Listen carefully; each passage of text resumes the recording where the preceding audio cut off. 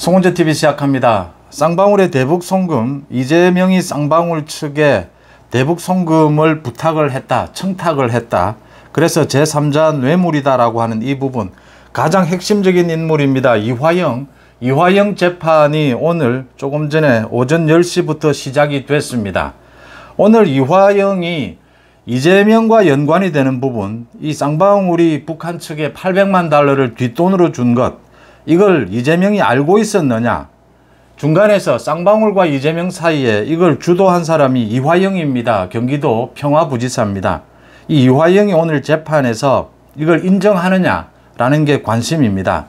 오늘 검찰은 이화영이 검찰에서 진술한 이 쌍방울에 뒷돈을 준 것 800만 달러, 이 부분을 사전에 이재명에게 보고를 했고 사후에도 보고를 했다라고 하는 이 진술을 법정에서 이 진술을 채택하기 위해서 이 진술을 채택하는 그 절차를 시도할 예정입니다.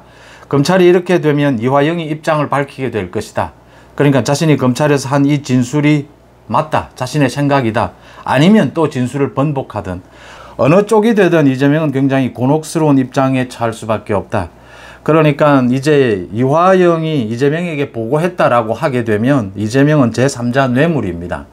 이화영이 번복하게 되면 이재명 측의 이 사법 방해가 더 문제가 됩니다. 또 번복한다라고 해서 이게 지금 번복이 되는 문제냐라는 겁니다. 이재명이 최소한 알고 있었다. 알고 있었다면 이재명의 제3자 뇌물 혐의는 적용이 됩니다. 이화영이 이재명에게 보고하지 않았다라고 이렇게 계속 진술을 번복하게 되면 이 제3자 뇌물은 이화영이 모두 덮어쓰게 됩니다. 이화영이 그런 일을 하지는 않을 것이다. 가장 지금 문제가 됐던 게 이 재판 지연입니다. 한 달 동안 이재명 측, 이화영의 부인 변호사들이 나서서 이 재판에서 깽판을 치면서 재판이 지연이 됐는데, 이화영이 사선 변호인 선임을 하고 있다. 다음 주까지는 선임을 하겠다라고 했습니다. 오늘 재판부가 이게 재판을 빠르게 진행할 필요가 있다. 이게 공판 기록이 굉장히 많다. 그래서 또 한 달 동안 지연되기도 했다라고 해서 굉장히 강행하겠다라는 뜻을 밝혔고, 지난번 재판도 오후에 강행을 했습니다. 국선 변호인으로 계속 진행을 하겠다. 사선 변호인이 선임될 때까지. 또 검찰 측에서 일주일에 한 번 이 재판이 열리고 있는데 일주일에 2번씩 열자라는 것도 재판부가 고려해 보겠다, 긍정적으로 받아들이겠다라는 쪽으로 기운 것으로 보입니다. 재판도 일주일에 2번 열겠다, 이런 것들이 관철될 것으로 보입니다. 이렇게 되면 이제 이재명의 제3자 뇌물, 쌍방울 대북 송금, 이 부분이 빠른 시간 내에 확인이 될 것이다 라고 보입니다. 지금 현재는 안부수 아태협 회장에 대한 증인신문이 펼쳐지고 있습니다. 비공개로 전환이 됐습니다. 이 국정원과 관계가 되는 겁니다. 안부수가 국정원에 보고했다라고 하는 내용입니다.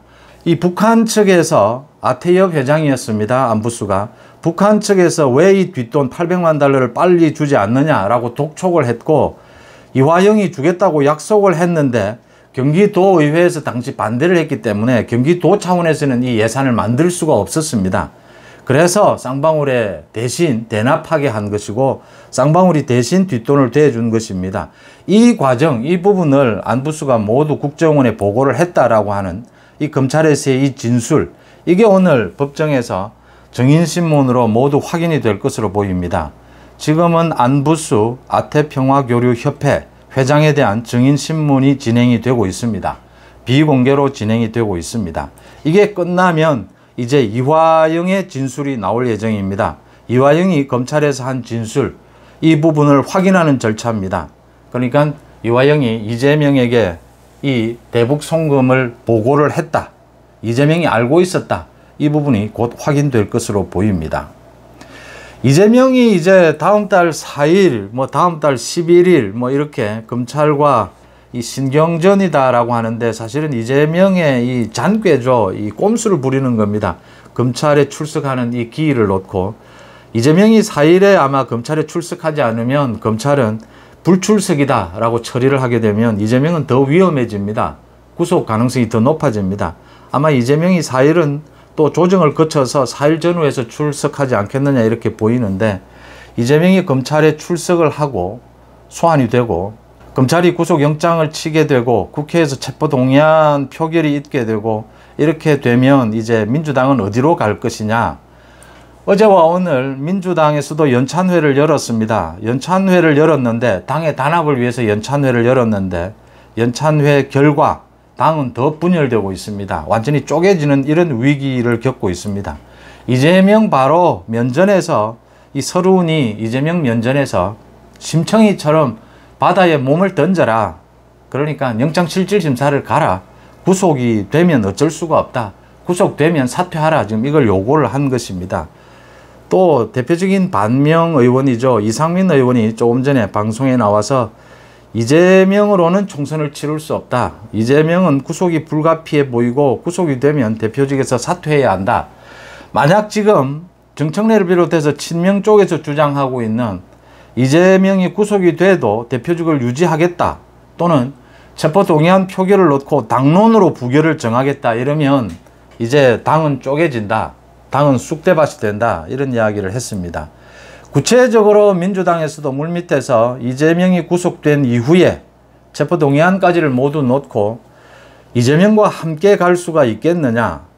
당을 쪼갤 수밖에 없지 않느냐. 분당 이야기가 나오고 있습니다. 그러니까 이재명이 구속이 돼도 지금 이재명과 친명들은 개딸들을 내세워서 공천권을 장악하려고 합니다.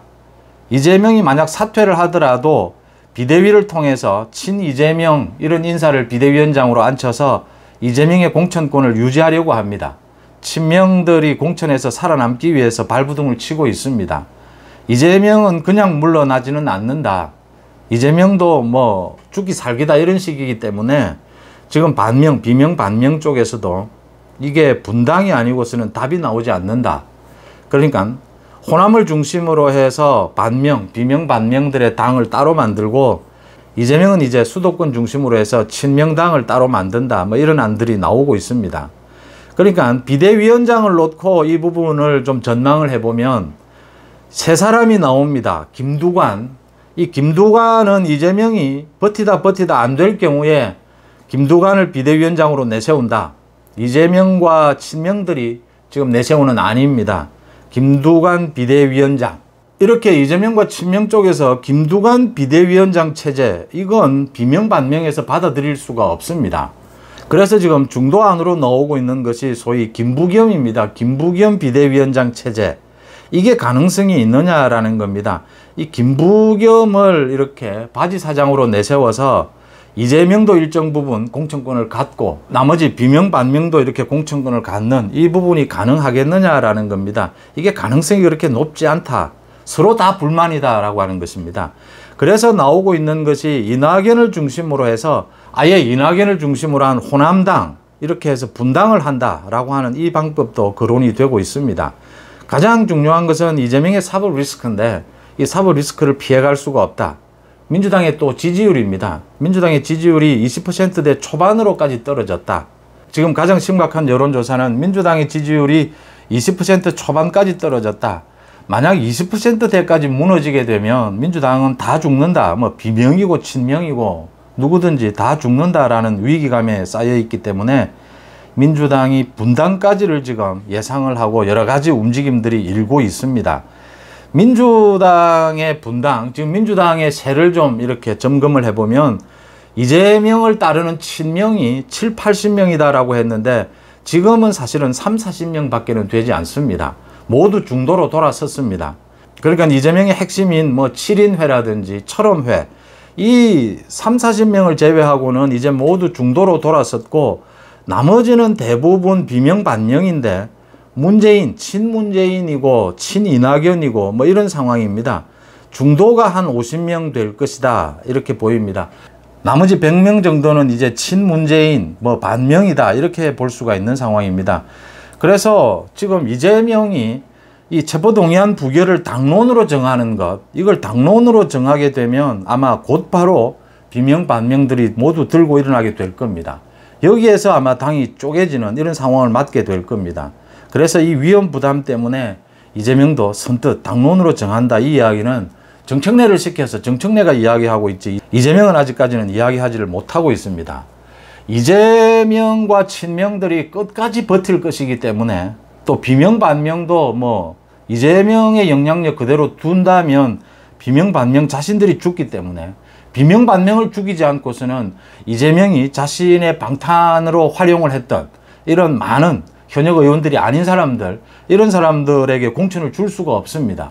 그러니까 비명반명도 거기에는 따를 수 없다. 그래서 가장 유력하게 나오는 것이 민주당의 분당입니다. 민주당을 쪼갤 수밖에 없을 것이다. 만약 쪼개지 않는다면 김부겸을 내세워서 봉합하는 방식인데 이 부분이 가능성이 있겠느냐라는 것입니다. 이재명은 계속해서 자신이 당대표직에서 물러나더라도 비대위원장으로도 김두관이나 뭐 정청래 영향력이 유지되는 이런 사람을 시키겠다라고 하는 것이기 때문에 비명반명은 거기에 따르지 않을 것이다. 결국 가장 숫자가 많은 친문재인계입니다. 이 친문계에서 이 봉합하는 부분, 김부겸을 내세우느냐, 또 뭐 김경수까지 이야기가 나오고 있습니다. 지금 영국에 뭐 유학 간답시고 나가 있는 김경수까지 이야기가 나오는데 여기에는 문재인의 입김이 좀 작용을 할 것이다 이렇게 보입니다. 이렇게 봉합이 될 건지 아니면 분당인지 이재명의 지금 저런 강경한 태도라고 봐야 됩니다. 이재명 뭐 절대로 못 죽겠답니다. 저런 태도로 봤을 때는 결국은 분당이 가장 가능성이 높다. 지금으로서는 민주당이 쪼개지는 그 길로 가고 있다 이렇게 보입니다. 이화영 재판, 오늘 오후 재판이 열리고 난 다음에 다시 찾아뵙겠습니다. 송재TV 마칩니다. 고맙습니다.